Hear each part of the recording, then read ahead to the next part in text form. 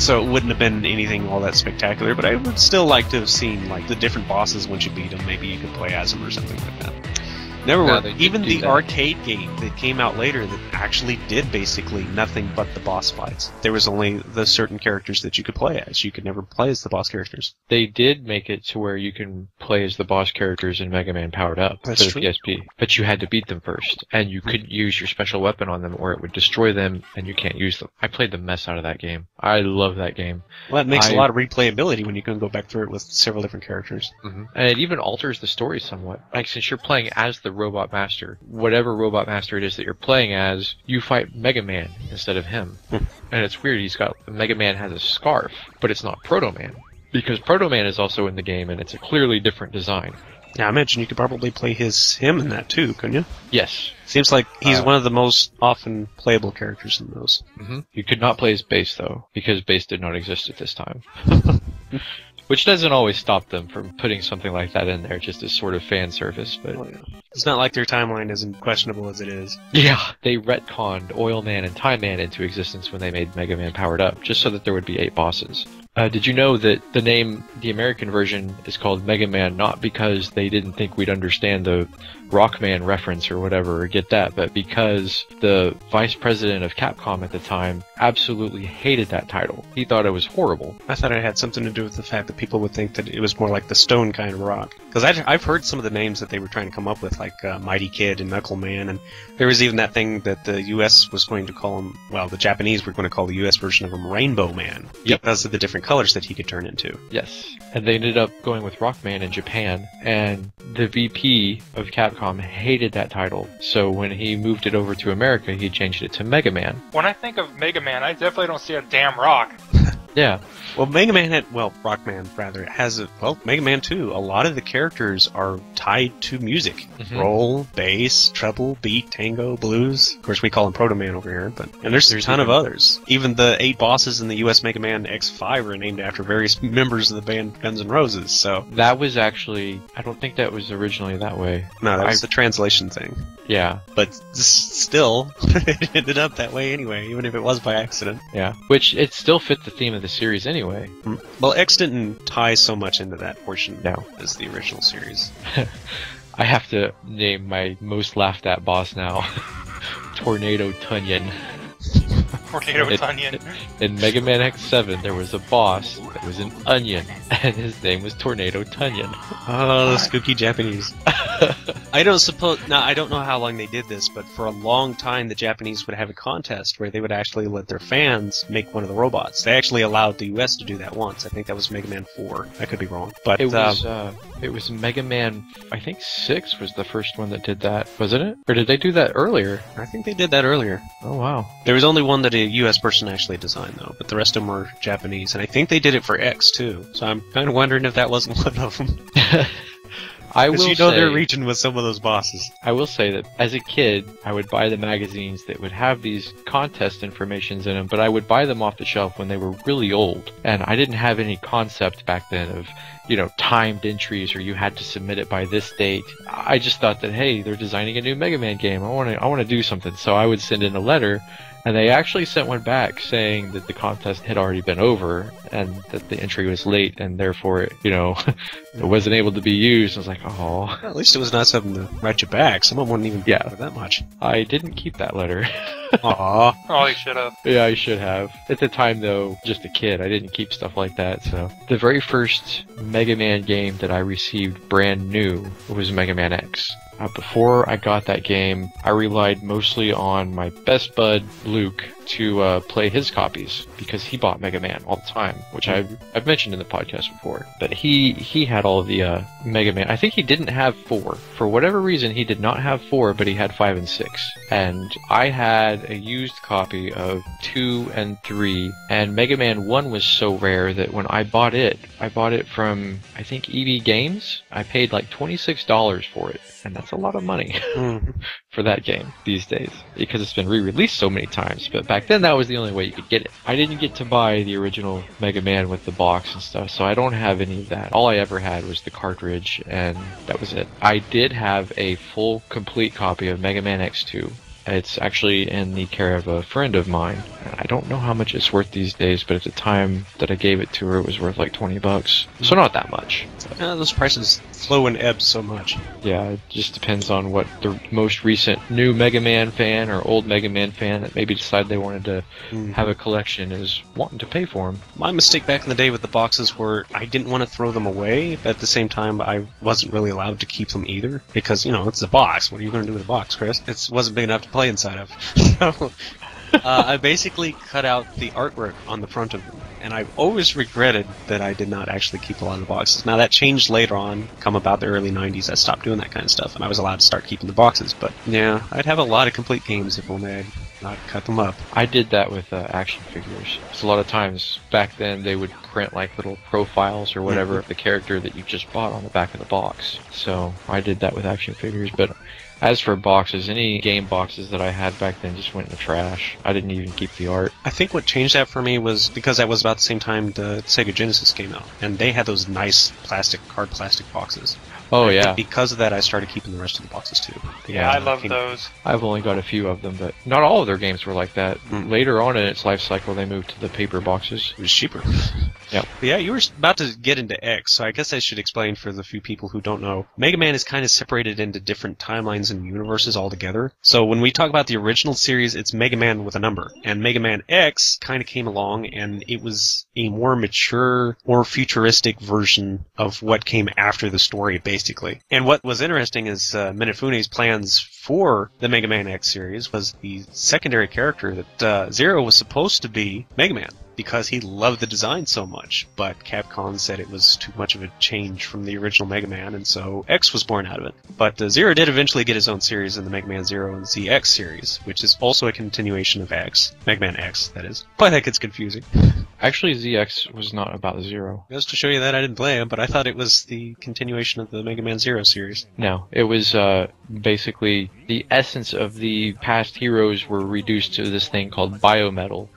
I don't remember. It's been a long time since I played, but I know that they weren't the main characters because it was two kids that were. And that's right. It kind of went Star Force with it, where you merged with the... Okay. And yeah, Battle Network was more about all of the robots existed in kind of an internet and in a Pokemon kind of way. And then Star Force was more of a Digimon... Which Digimon series was that, where they started merging the kids with the creatures? But anyway, it was more based off of that sort of thing where But anyway, there's a lot of different variations of Mega Man over the years, and it can get confusing for people to think it's all basically the same series, but you can kind of compare it to Final Fantasy in a lot of ways. They mimic each other from series to series, but it's not supposed to be directly related a lot of times. Kind of like Zelda. Yeah, Zelda's another good example of that, where their timelines and their alternate universes.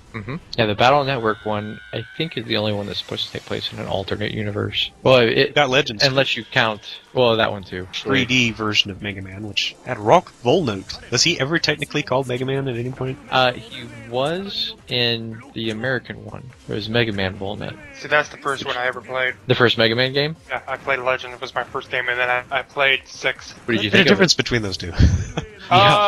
Dramatic difference. Since one's 3D and you run around in a world like Super Mario 64 with a gun, and the other one is side-scrolling. Very big difference. I used to watch the Mega Man shows and stuff, so I really liked it. Did you like the Mega Man cartoon? Oh yeah, I watched the hell out of it. I did too. I read that it got respectable ratings, but... It was an era when there was a lot of really questionable cartoons, or whether they were actually entertaining or not. So.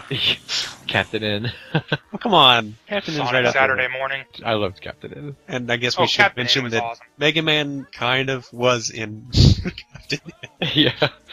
He looked different, he sounded really strange, but he was kind of in there. It changed a lot of the characters' personalities, but it was a good show. Originally, the Ruby Spears cartoon, they had gone with a more anime-style look when it was first being thought up in Japan. But when they took it to Ruby Spears, anime hadn't become as mainstream as it did later in that same decade. So they went with a more classic cartoon, macho male. They completely redesigned Roll. Like, I've actually seen the original opening to the show, and it was pretty cool. I really liked it. But that being said, I own the cartoon series on DVD when ADV first released it before going defunct in 2003. I bought it then, both sets, season 1 and season 2, with the first episode of season 3. And that's where the show ended. They never got a full season 3. There weren't actually any real plans for season 3. They had it planned, but hadn't done any work on it. The episode Cold Steel was the only episode from season 3 that was ever released. Sad. Yeah, I would have loved the series to keep going. And there was hints of Mega Man X in one of the episodes. Yeah, it was called Mega X. I've since heard rumors that if the series had gone on, then he would have made more appearances and even gotten his own possible spin-off show. I could have seen that. Could have died off. Yeah. Like so many. But yeah, it aired at ridiculous times, though. When it was doing reruns, it would air at like 5:30 in the morning on a Saturday, and as a kid, nobody gets up at 5:30 in the morning. I did, though. I tried to, because that's a lot of when more anime-type shows like Robotech would come on. So I Exactly. tried to. I got up usually at 4 o'clock in the morning as a kid. I would get up that early. I wasn't supposed to be up, but I would get up and go watch cartoons. I was a very weird kid. Go to sleep early, wake up early. Now, when I bought Mega Man X3, and I didn't get a chance to play it because I guess I wasn't paying attention in school or something about my grades, or I got in trouble for something, and I was grounded. But there was a TV in my room with the Super Nintendo. I just wasn't allowed to play it. Well, we had a new dog at the time that, for whatever reason, would want to play at 3 in the morning, every morning. And she slept in my room. So she would wake me up at 3 in the morning, and, I'd pet her or whatever, and then be like, all right, good girl, and then I'd go play Mega Man. And I had basically trained the dog to wake me up at like 3 in the morning every morning to go play Mega Man X3, and I would go to sleep just before my parents got up to go to work. They never knew. I have since, of course, told them, as a laugh, and they thought it was pretty funny, but they never knew at the time that I was doing that. Oh yeah, I was very good at evading parents when it came to playing video games as well. 10% of the time they'd catch me. They'd catch it. They'd get up at 3 o'clock in the morning and I'm playing Pilot Wings or something. What the hell are you doing up? Go back to bed. Okay. 10 minutes later, back up doing it. Disobedience. Yes, disobedience. Yeah, Mega Man X was supposed to end with Mega Man X5. That was where Keiji Inafune wanted to end the series. And that's what led into the storylines of Mega Man Zero. They actually set up the story to go that way. But because of the incredible amount of fan demand, he gave in, and they made a Mega Man X6, and then they made 7, and then they 7 made... was the first one that they started using 3D graphics on, if I remember right. Yes, and it was not a good thing. The 3D in Mega Man Legends is okay. The 3D in Mega Man X7 is terrible. It's not a horrible game, but it's not their best by far. No, by no means as solid as their 2D outings. No, not at all. For one thing, you can't really rotate the camera in certain areas, and you walk down a path, and Zero's ability is that he can block projectiles with his saber, but because it's kind of directly behind camera view, and you move forward on the screen in this tiny pathway, you can't really tell exactly how close the bullets are to you. So or it's if more you can see him at all, probably. Yeah, it's more of a, you end up learning when you're supposed to push the button. It doesn't really have as much to do with skill. So I did not like that part of Mega Man X7 at all. I hated it. And I was so glad that when they released Mega Man X8, the only areas of the game that had that 3D element was the vehicle areas. There were 2 levels that were pure vehicle. Even though the game had like a 3D design, you couldn't go... It was more a 2.5D, I think is what they call that. Yeah. The graphics are 3D, but you're still on a flat playing field. And I think they understood that the old style of Mega Man is the most successful one, because when they made Mega Man 9 and 10, they basically made it to be Mega Man 1. You couldn't slide, you can't charge your weapon. It's just the exact same gameplay, but with, all of the new things that they had learned that you could do with that gameplay over the years. They even had it selectable with emulations for an older TV screen and for the flicker, the screen flickering. So I played it with and without, and to be honest, I guess I had gotten so used to it without at that time that I never really noticed. Like, I would forget that I was playing in one way or the other. Yeah, I grew up on Mega Man. It was my favorite series when I was a kid. Me and my brother would build little forts in our bedroom, and we would play Mega Man. like I was Mega Man and he was Proto Man or whatever. I mean, that's what we did. Mega Man never attained the popularity of somebody like Mario or Sonic, but it's undeniable that he is one of the major mascots of gaming. Oh yeah. And Capcom, he's one of their most prolific series. Ryu and Mega Man, the two of them put together, they are Capcom, Pretty much. which is why Mega Man tends to show up in a lot of stuff. Yeah, even the games that he's not a part of, you can sometimes see him in the background. Like he was in Street Fighter Alpha 3. There wasn't any like pure Capcom characters in that, was there? Nope. Yep, it was a Street Fighter game and he was in it. Well, there was a lot of cameos in the backgrounds, especially Ken's party in Street Fighter Alpha 2. Birthday party for Eliza. There's like 30 cameos in that shot. But yeah, he's characters from Mega Man's been selectable characters in a lot of their fighting games, even the Onimusha Blade Warriors, which is not exactly well known. The Mega Man Zero version of Zero and the Mega Man EXE version of Mega Man were both in that. And of course, we were already talking about the Street Fighter Cross Tekken version of the box art Mega Man. You got Rock Volnut from Mega Man Legends and Tatsunoko vs. Capcom. You've got classic Mega Man and Roll in Marvel vs. Capcom 1 and 2, and Zero shows up in 3, and SNK vs. Capcom Card Fighters had several Mega Man characters in it. And probably one of the more unique versions of him was he was one of the selectable characters in the shooter Cannon Spike. Sir Arthur and Cammy and even one of the characters from Three Wonders talk about getting obscure. Yeah, I had heard that, but I don't know anything about that game. It is the only Dreamcast game that I want I don't own. Really? It is the one game that's eluded me so far. I keep my eyes open, but I don't want to pay a lot for it. So I could look online and get it for $20 easy, but no. Oh, can't forget that Dead Rising with its Servbots and the Mega Man suit. And in Ultimate All-Stars, when you use Frank West's ultimate ability, he actually turns into Mega Man X. Oh, and Pocket Fighters, or also known as Super Gym Fighters Mini Mix. Felicia, one of her attacks, she'll turn into the Mega Man suit with the Buster. Really? Yeah, lots of spin-offs. Mega Man Soccer was a weird one. It didn't receive very high marks, but I really like the game. I think it's fun. A lot of people didn't like the gameplay. They complained about the controls, which admittedly, when there's a lot of stuff on the screen, it does play kind of slow. It was pretty stiff. I don't like that it's almost impossible to score a goal unless you use your super attack to charge up the ball so that it basically blows up the goalie.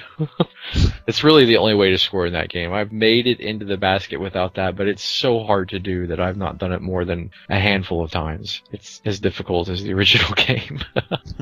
I would have had to have been a real Mega Man to really enjoy that one, especially the way that they did their character selections. That was kind of... the character, that was pretty bad. I wish it would have been a little more diverse and a little more lenient on who you could place where, instead of groups of. In the same time that Mega Man Anniversary Collection and the Mega Man X Collection was supposed to come out, they were working on a third collection, which was of the Game Boy titles, Mega Man Mania. Now, I was really looking forward to this title, because when Mega Man 5 for Game Boy came out, I didn't get it. I only saw it in the store one time, and I did not have any allowance money or anything at that time, so I wasn't able to get it, and it was the only time I ever saw it on a store shelf. Now, I don't know if it was a rare title, if it was just not released very widely, or if it flew off the shelf. I kind of don't suspect it was the latter, because Mega Man has always been popular, but he's not been popular to the likes of, say, today's Halo games or Call of Poopy. Yeah. Hey, now, there's Call of Duty fans out there. Don't.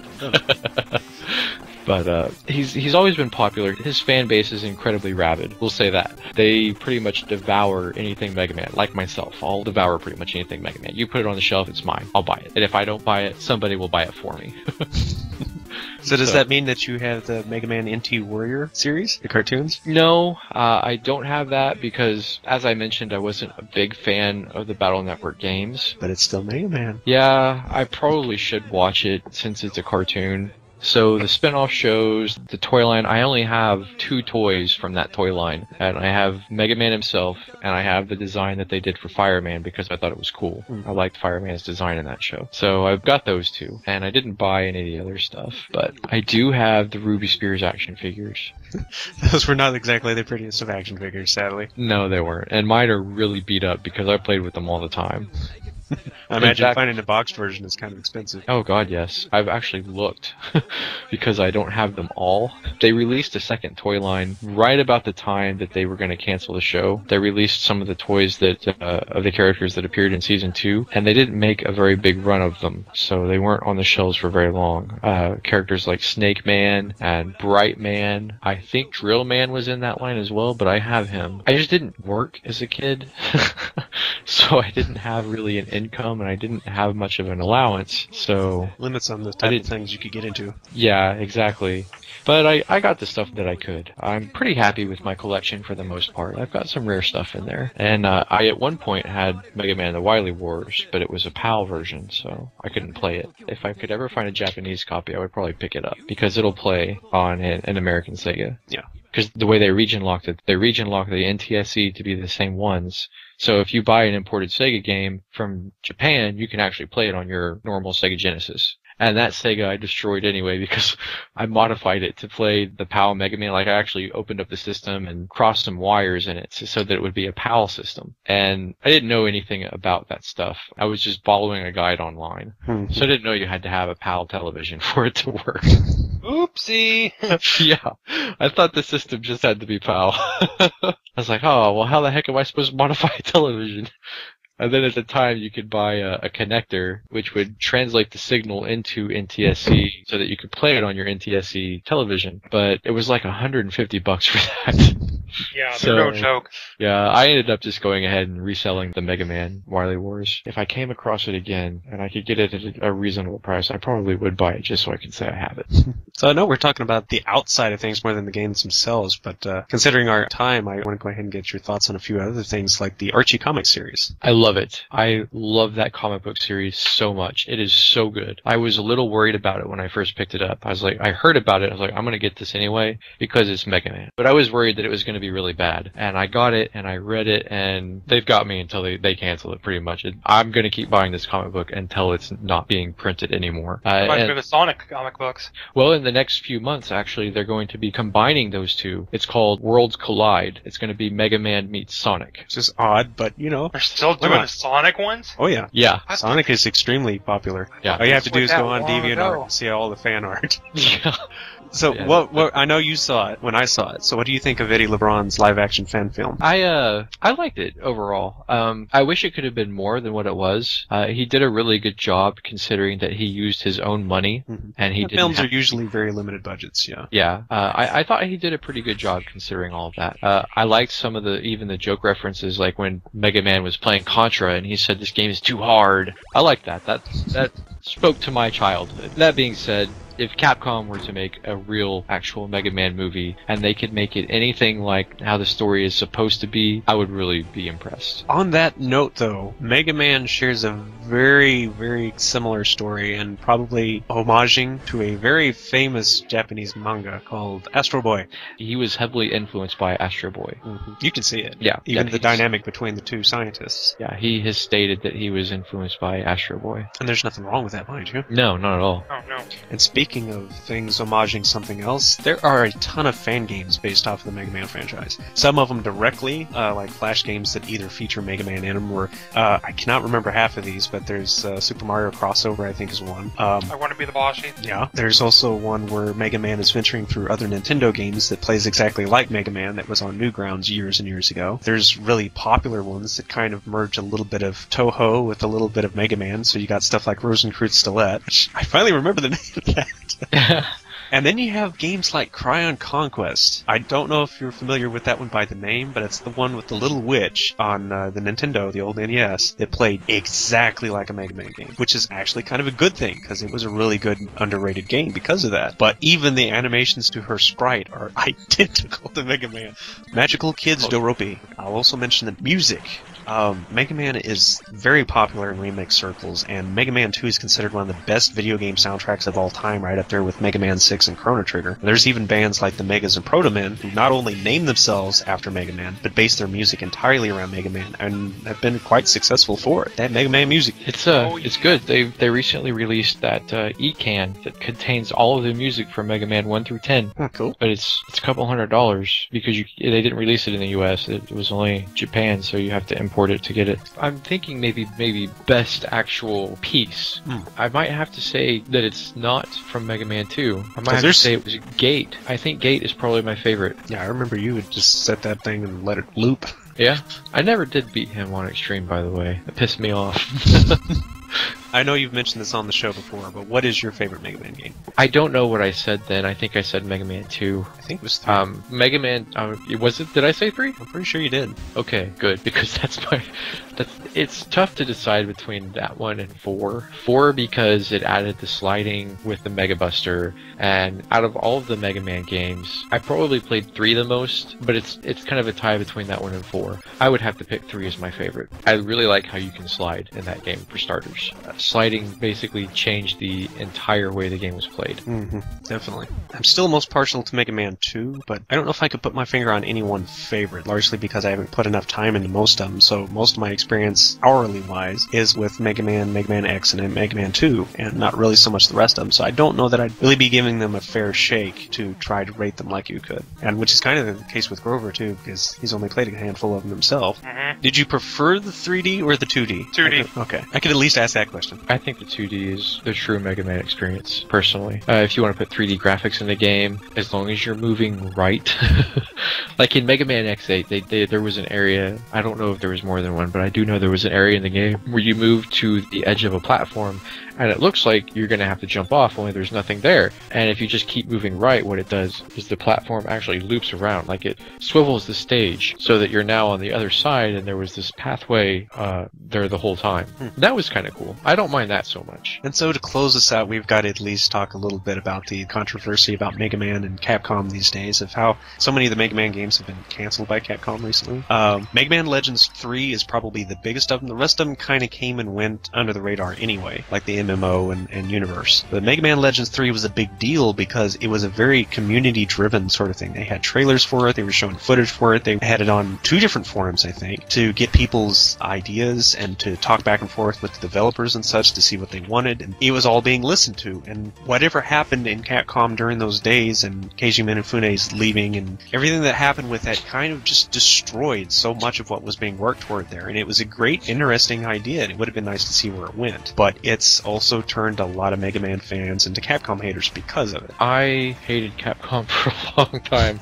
I actually called them Trollcom for a while. Well, it seemed to be what they were doing. Yeah. They kept hinting that there was going to be a Mega Man in the expansion for Marvel vs. Capcom 3, and it turned out it was just an outfit for Zero to wear. The inclusion of the otaku version of Mega Man for Cross Street Fighter, and all these canceled games, and then when they finally do make an actual Mega Man game again, it's a really crappy iOS thing. So it looks like Capcom does not know what they're doing. They're just intentionally inflaming hate. I will say that I did enjoy Street Fighter Cross Mega Man, the recent release that was the only thing he got in terms of celebration for his 25th anniversary. And while it was a fan game, it was heavily endorsed by Capcom. Yes. Matter of fact, they actually helped him with a lot of resources on it. I haven't beat the game because it still has some technical issues, but there's no save, so it makes the game crashing technical issues unforgivable. I mean, yeah, a lot of people said, well, the original Mega Man didn't have a save either, and the only response I have for that is the original Mega Man was made in 1987. This is 2012. This is now 2013. We have advanced to the point where we can't say, oh, the original didn't have it, this one doesn't need it.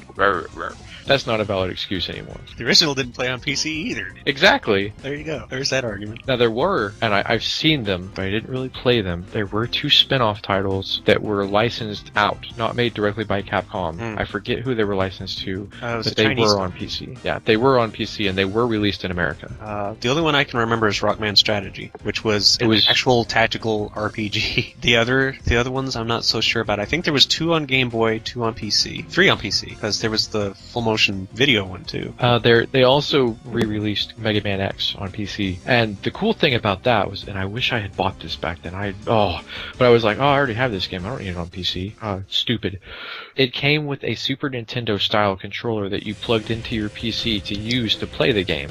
That would have been nice. Yeah. Any closing remarks? I'm just hoping this year will be better for Mega Man, really.